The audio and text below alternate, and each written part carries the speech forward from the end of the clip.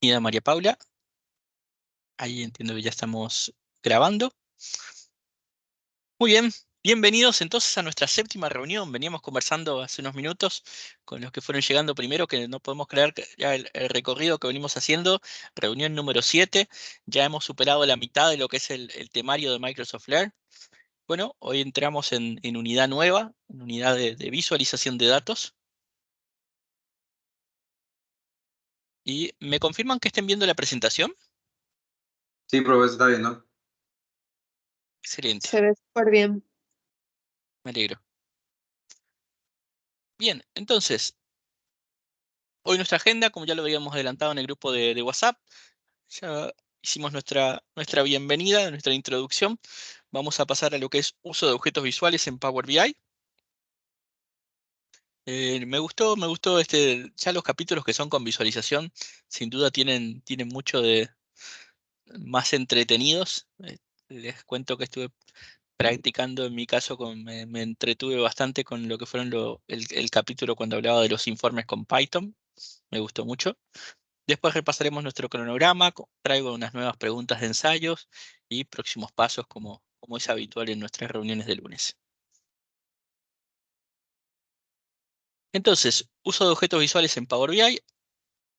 Aquí hago pequeño switch de pantallas para...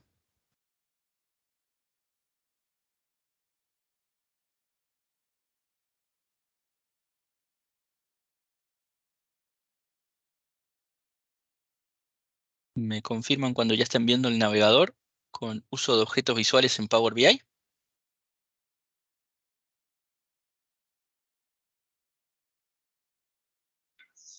Sí, ya se está bien. Excelente. Bien, entonces vamos al repaso. Esta unidad está catalogada en 1 hora 13 minutos. Vuelve a tener un laboratorio que me pareció muy entretenido. Y vamos al siguiente, que es la introducción al uso de objetos visuales en Power BI. Menciona como aspecto que los objetos visuales tienen que ser la manera con la cual nosotros atraemos y capturamos atención y logramos resumir grandes volúmenes de información. Este es el escenario propiamente, el escenario en el cual pasan a escena nuestros datos y se ve un poco el resultado de todo lo que trabajamos en la preparación de los datos, en el modelado y compañía. Menciona que al final de este módulo vamos a ver, agregar los distintos elementos de visualización de informes, elegir una visualización efectiva, esto me parece uno de los temas más importantes, dar formato, importar un objeto visual personalizado y agregar objetos visuales de R o Python. Siguiente unidad. Power BI tiene una variedad de objetos visuales que ya vienen preestablecidos y además hay otros que se pueden descargar de un marketplace donde hay varios componentes gratuitos. Inclusive recientemente en una actualización que ya está incorporada en Power BI, esta visualización, esta ventana de visualización desaparece y ya directamente los gráficos pasan a ser como un insertar un componente visual y aparecen en todos los componentes visuales. Ese es un cambio que vino con la última actualización de Power BI, con lo cual esta imagen ahora sí está un poco desfasada con respecto a eso. Menciona la elección del gráfico, el formato que es diferente según la naturaleza del gráfico y cómo trabajar la visualización. Y pasa al capítulo de visualización efectiva. ¿Sí? En cuanto a visualización efectiva, menciona los tipos de gráficos que ya tiene incluidos y que además esta lista es extensible. Menciona también un dato importante. Ay, me llega un poco de sonido ambiente, voy a ayudar un poco ahí a silenciar. ¿Listo? Ahí está. Menciona que Antes de elegir la visualización no tiene que pensar en la audiencia, tiene que pensar en la pregunta que tiene la audiencia, y para resolverlo se efectúan diferentes análisis. Y el primer análisis es cuando partir con datos en tabla o en matriz, ¿sí? En la diferencia entre tabla y matriz es que la tabla básicamente demuestra la información en 2 dimensiones, y en matriz yo puedo poner varias dimensiones juntas, tanto para las filas como para las columnas. La matriz sería mucho más parecida al cálculo que hacemos en una tabla dinámica, y la matriz es directamente apilar columnas que se van mostrando en formato tabular. Entonces, aquí muestra el ejemplo primero en modo tabla y después en modo matriz, donde hay ciertos registros en las columnas, otros en filas.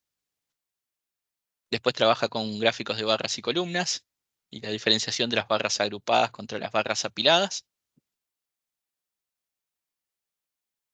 Luego hace la diferenciación entre gráficos de línea y gráficos de área.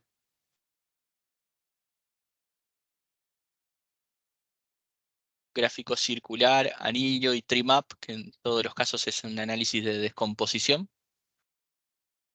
Saber qué porcentaje de un todo.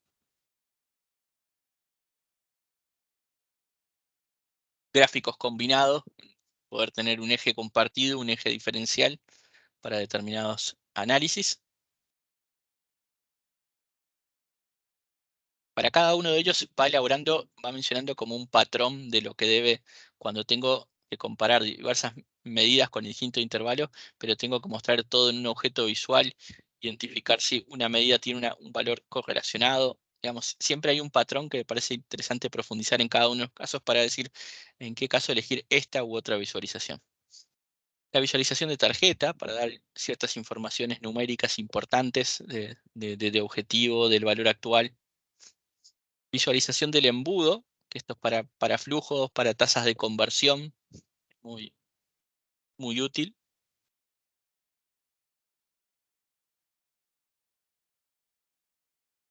También para cada uno de ellos habla de los contextos más apropiados, porque realmente con los gráficos, más que hay un gráfico mejor o un gráfico peor, me gusta la expresión de que hay gráficos más apropiados según una determinada problemática. Gráfico de medidor, ahí donde empieza también a partir el valor objetivo. Gráfico de cascada para ver la variación a lo largo de categorías, a lo largo de tiempo.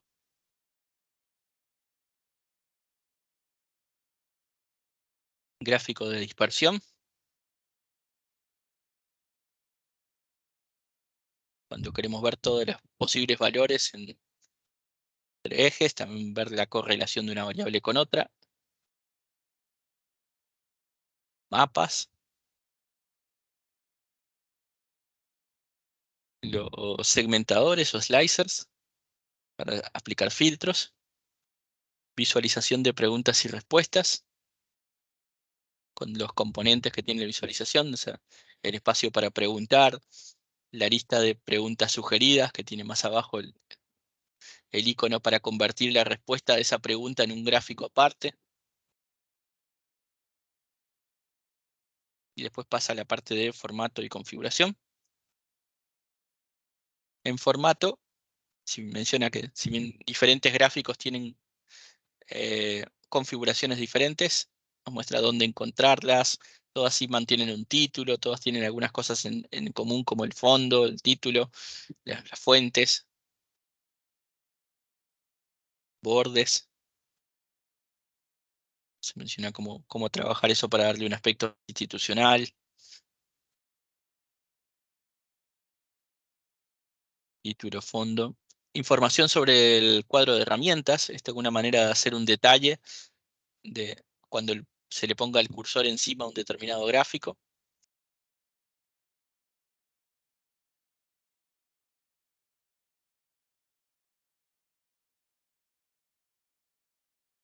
Configuraciones de página. También el espacio que va a ocupar, ampliar a toda la pantalla. Trabajar con los tooltips para que al mostrar un detalle, sino que me dé un detalle mucho más amplio, del detalle podría ser otro gráfico u otra página. Esta es una cualidad muy útil, muy impactante gráficamente. Importación de un objeto visual personalizado, el siguiente capítulo, que es cuando ya vamos al marketplace de componentes. Y podemos elegir, traer una muestra, un ejemplo. ¿Sí? Todos los componentes visuales yo los puedo añadir, sea para un reporte específico o incluso tiene la posibilidad de anclarlo para que ya esté disponible para las siguientes ejecuciones.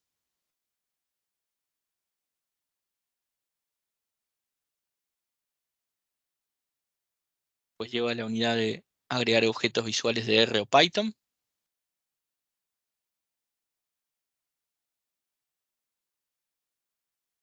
En el caso de R hay que instalar el componente del motor de R propiamente.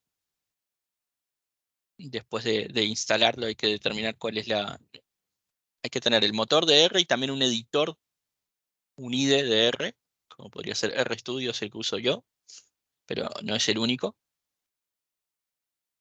Y eso se marca en la configuración de opciones de R.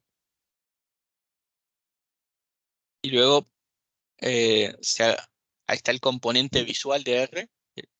Uno tiene que elegir qué campo se le va a añadir y después de añadirle campos a ese componente visual, con un script de R puede hacer la visualización. ¿Sí?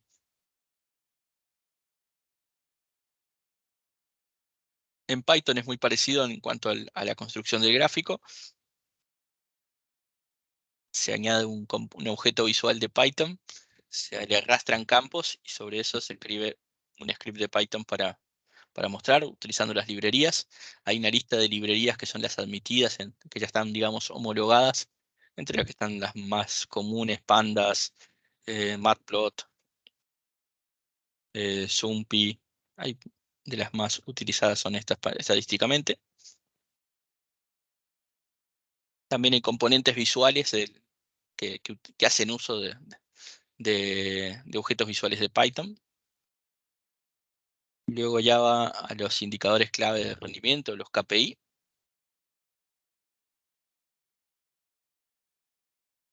Los KPI casi siempre tienen un valor resultado, hay un valor objetivo y hay una tendencia, y en función de eso van mostrando la visualización. En este caso, cuando este KPI está en verde, significa que el valor resultante está por arriba de la meta. Cuando nos pinta de un color rojo, significa que estamos debajo de la meta. Y también el gráfico que queda por detrás nos va marcando la tendencia, si va subiendo o bajando a lo largo del tiempo. Ahí completa la explicación y el último paso es ya el laboratorio. ¿Sí? Un laboratorio en el cual se hacen 2 páginas de un reporte. Y tengo también aquí abierta la pestaña del laboratorio. Deberían ahora estar viendo en el navegador las instrucciones del laboratorio. Me faltaba traducirlas estas.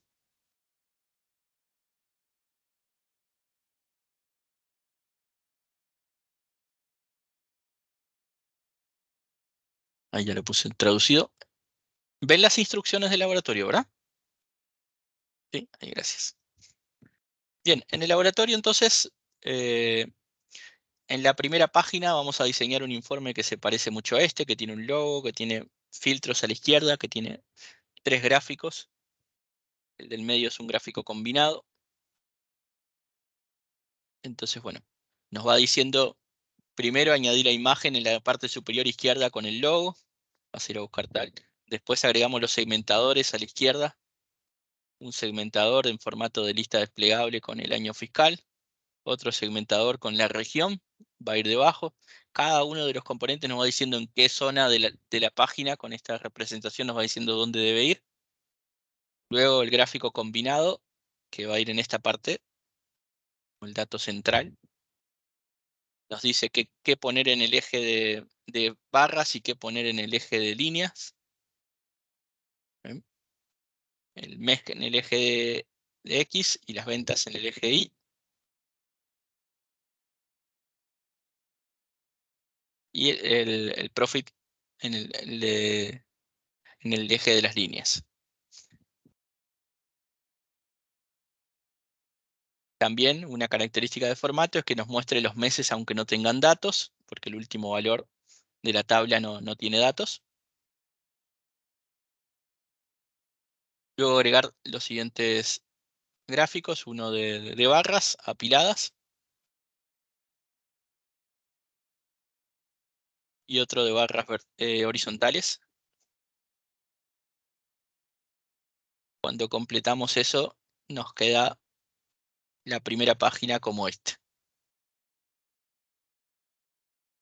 Y luego el ejercicio continúa a diseñar la página 2. Son dos ejercicios realmente. La página 2 comienza aquí, donde se elabora un filtro, un segmentador a la izquierda, una tabla en la parte central.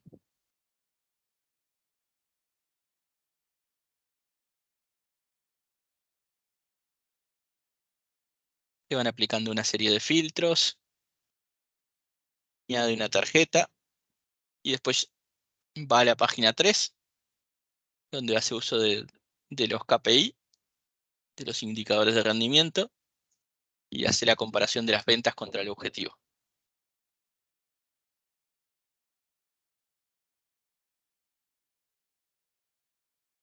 ¿Sí? En la página 3, las ventas con el objetivo, que el desglose de cada uno de los gráficos de la página 3. Las barras apiladas. Y por último se publica el informe para finalizar el ejercicio.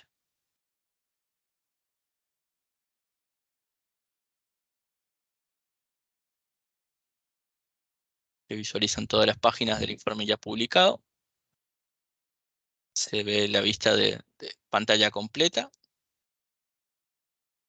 Y ahí finaliza el laboratorio.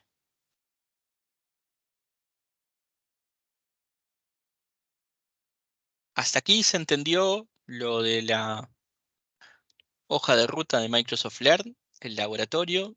¿Les ha quedado alguna consulta, algo que también se animen a compartir de lo que fue su experiencia con esta unidad?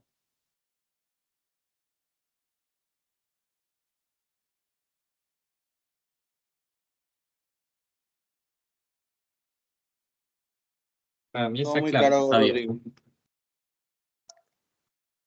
Todo muy claro. Excelente. Bien, entonces hago un switch nuevamente hacia la presentación. No. Buenas, disculpen la llegada tardía. Don Víctor, bienvenido. Muchas gracias.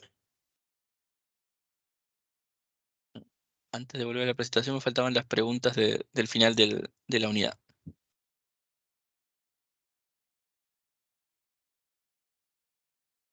Hay 3 preguntas que tiene al final la unidad. Las preguntas que vamos a tratar de responder juntos aquí son las siguientes.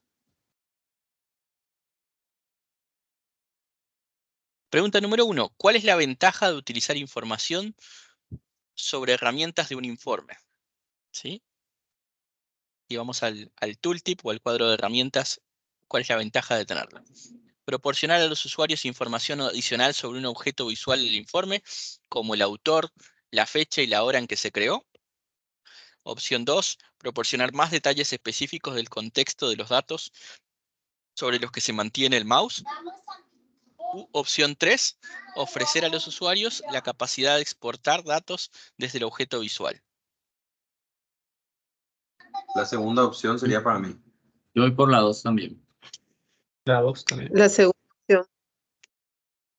2. Marcamos la opción 2. Vamos a ir verificando las 3 preguntas juntas. La segunda pregunta dice lo siguiente. ¿Cuál de las siguientes no es uno de los 4 componentes de la visualización de preguntas y respuestas? Aquí habla de un tipo de gráfico específico, que es el gráfico de preguntas y respuestas, y nos dice cuál de ellas no es uno de sus componentes. Una medida DAX pregenerada con funcionalidad de arrastrar y colocar. Una lista rellenada previamente de preguntas sugeridas. O un análisis avanzado como la agrupación de clústeres. Yo digo que la 2 también. Tenemos Sí, una la opción para 2. no. Sí. Que no es, ¿no? No es. Que no es. Sí. Digamos, a ver, que no es uno de los 4 componentes en la visualización de preguntas y respuestas. Sí, yo digo que la 2.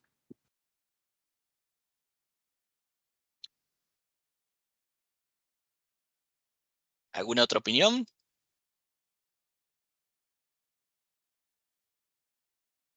De pronto la tercera, la de los clusters. La de los clusters. Ok. Vamos a verificarlo. Por un momento dejo esta opción, pero vamos a verificarlo. Y la pregunta número 3. ¿Debe importar los objetos visuales de AppSource cada vez que quiera utilizarlos para desarrollar un informe nuevo? No uno que ya esté creado. O sea, aquí la pregunta va acerca de si tengo que hacerlo por cada vez que hago un informe o no. Y acá la opción 1 me dice no. Los objetos visuales de AppSource siempre están disponibles en la selección del panel de visualización. Opción 2, sí, los objetos visuales de AppSource siempre deben importarse para cada informe nuevo. O la opción 3, sí, los objetos personalizados solo deben importarse una vez y se pueden anclar al panel de visualización para su uso futuro. ¿Cuál les parece en esta Opción tercera pregunta? 3. Sí, esa sí la 3, que debe importarse. Opción 3. Sí, esa sí la 3. Opción 3. Entonces verifiquemos. Y nos da como correctas estas 3 opciones. Da la siguiente justificación. Efectivamente correcto. La ventaja de utilizar información de cuadro de herramientas es que proporciona detalles adicionales. ¿Sí? El objeto visual de preguntas proporciona algunas preguntas sugeridas. Acá, para mi gusto, no está bien formulada la pregunta porque dice cuál no es uno de los componentes. Y este sí es uno de los componentes, las preguntas sugeridas. No sé si acá hubo un error de traducción. Cuando miramos el gráfico de preguntas y respuestas, abajo nos da una lista de opciones sugeridas. Pero aquí hubiese respondido también la opción 3. Pero interesante los aportes y los puntos de vista. En el tercero, correcto, los objetos visuales AppSource se pueden anclar y cuando los anclamos ya no necesitamos hacerlo por cada informe. Si no los anclamos, sí los tengo que descargar por cada informe nuevo. Los tengo que volver a incorporar. También puedo descargar el archivo del componente visual e importar desde un archivo. Si voy siempre a trabajar con ese como uno de mis reportes y mis componentes visuales frecuentes.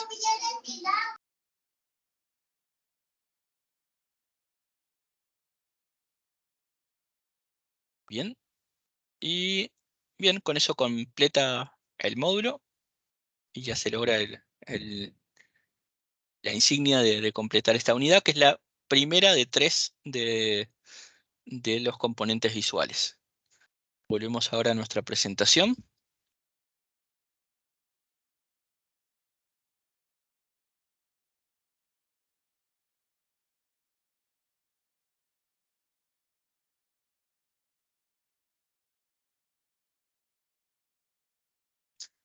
Ahí deberían estar viendo la presentación para repasar un poco el cronograma que vamos con nuestro estudio.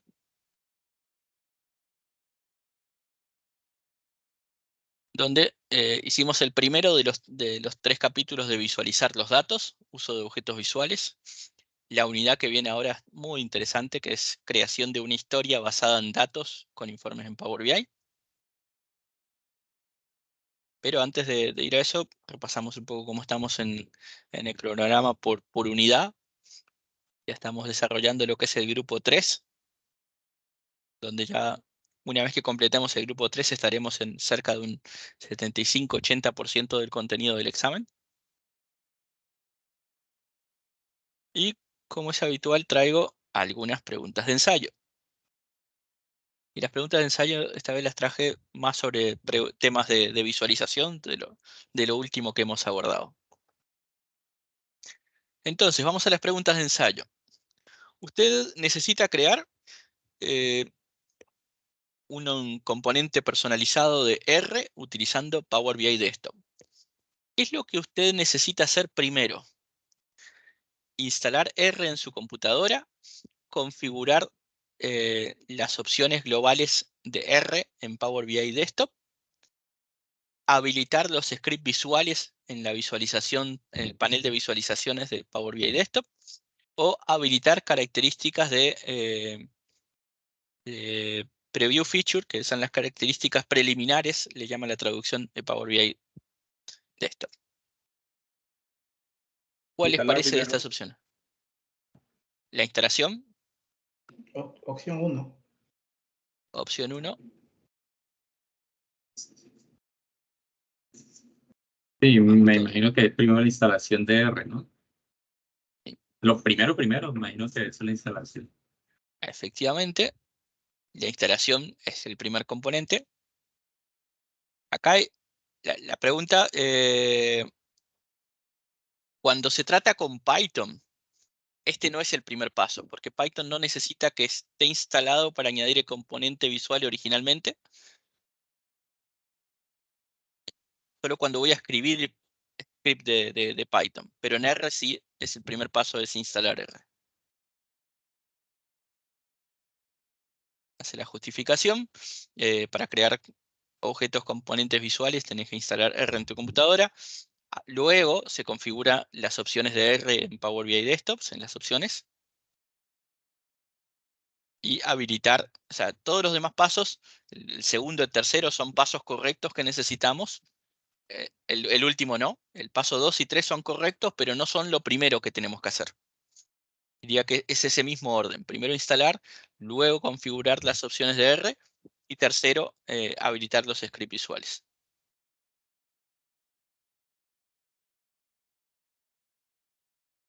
Vamos a la segunda pregunta. ¿Usted planea crear un reporte con Power BI Desktop? Usted necesita crear una visualización que muestre datos en 2 o más dimensiones en las cuales se puedan navegar con otros objetos visuales del mismo reporte. ¿Cuál es el tipo de visualización que debería utilizar? ¿Gráfico de tarjeta? ¿Gráfico de matriz? ¿Gráfico de dispersión? ¿O gráfico de tabla? Creería que matriz. Matriz. ¿Matriz? Matriz. ¿Alguien opina diferente? ¿Están de acuerdo? Ya tenemos 2 o 3 opiniones ahí en matriz.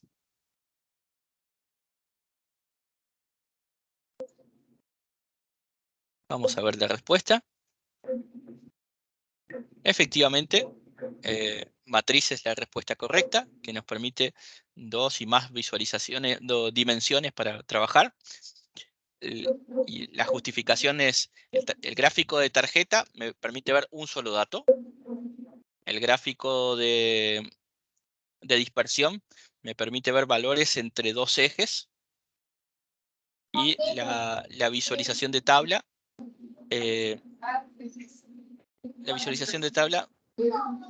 me permite hasta 2 dimensiones como máximo.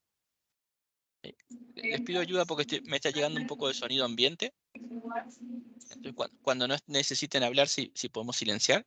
Ahí, gracias.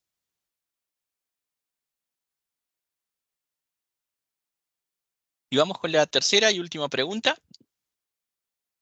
¿Usted planea crear un reporte en Power BI Desktop que muestre las oportunidades de venta en 5 estados, incluidos la confirmación, el contacto, el prospecto, calificado, confirmado y transaccionado?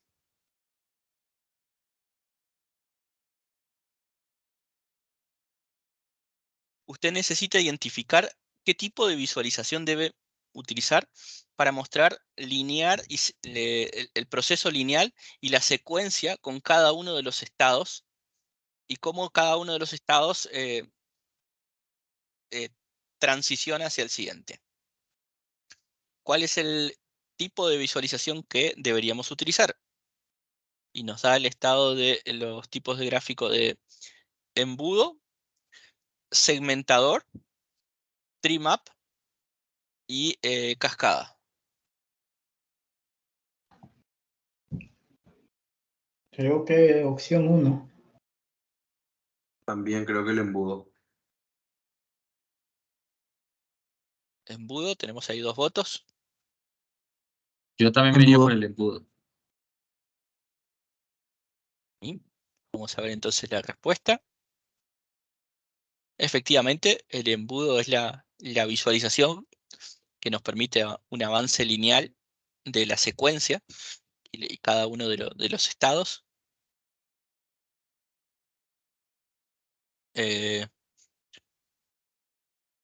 Los demás gráficos no permiten eso. O sea, el slicer no, sobre todo es una manera de filtrar.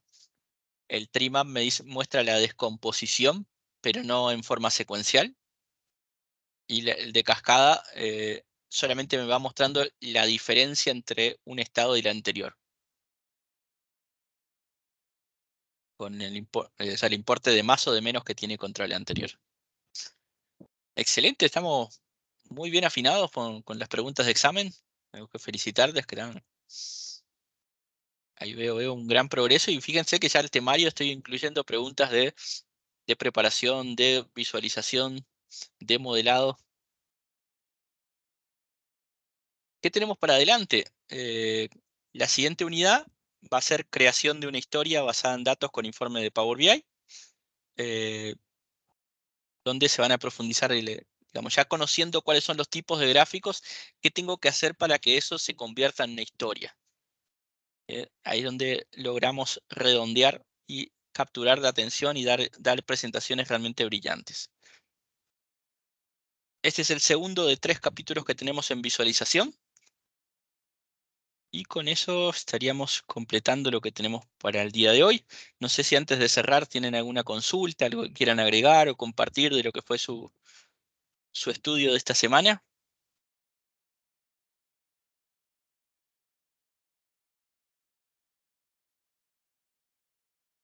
Ahí, Ariel. Buenas noches, Rodrigo. Buenas noches, compañeros. ¿Cómo están? Yo simplemente quería preguntar nada más. Yo no pude culminar el laboratorio porque no tengo cuenta de empresa para utilizar la publicación. Eso hay forma de, o es cerrado ya. Tengo que comprar únicamente para poder hacerlo. No es requisito. De hecho, en el laboratorio te da entre los datos un usuario y cuenta de empresa que puedes utilizar dentro del laboratorio sin que sea algo tuyo, como para que solamente de práctica. Y adicionalmente con cualquier correo corporativo se puede también hacer el mismo ejercicio de manera local. Pero el laboratorio ya incluye una cuenta de empresa como para hacer la última parte. Disculpa.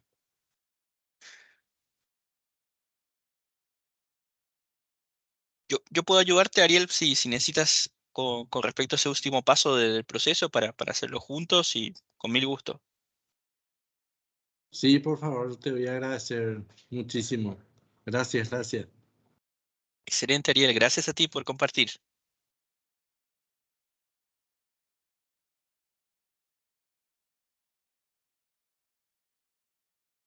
¿Alguien más que quiera agregar algo? ¿Un comentario, pregunta? No, estaba revisando ahora la respuesta porque me quedó sonando la de la lista y sí, está errada esa respuesta. En el laboratorio que estamos haciendo, la pregunta de prueba de conocimiento, sí, no esa, creo que la respuesta correcta sí es la de clúster, la que no es. Yo, digamos, comparaba lo que estudié y sí. Sí, ahorita me Me volví a encontré con mirar esa y situación. sí, claro, está errado ese punto. Gracias, Edgar. Bien, si no quedan más aportes, nuevamente agradecerles el tiempo, agradecerles la disciplina que están teniendo. Como siempre, en algunos minutos más estaré subiendo lo que es la grabación y les comparto también la presentación con estas mismas preguntas de ensayo, que si vamos sumando ya tenemos más de más de 20 preguntas en este formato, y más las que podemos ir ensayando. La idea es practiquen. Ya estamos viendo aquí cómo se están desenvolviendo y creo que el resultado está siendo muy positivo si nos comparamos con el inicio del grupo de estudio. Nada más de mi parte, que tengan excelente noche, que pasen muy bien. Igualmente, Rodrigo, muchísimas gracias. Muchísimas Gracias, gracias. Rodrigo. Buenas noches. Nos vemos, gracias. Gracias, buenas noches. Chao.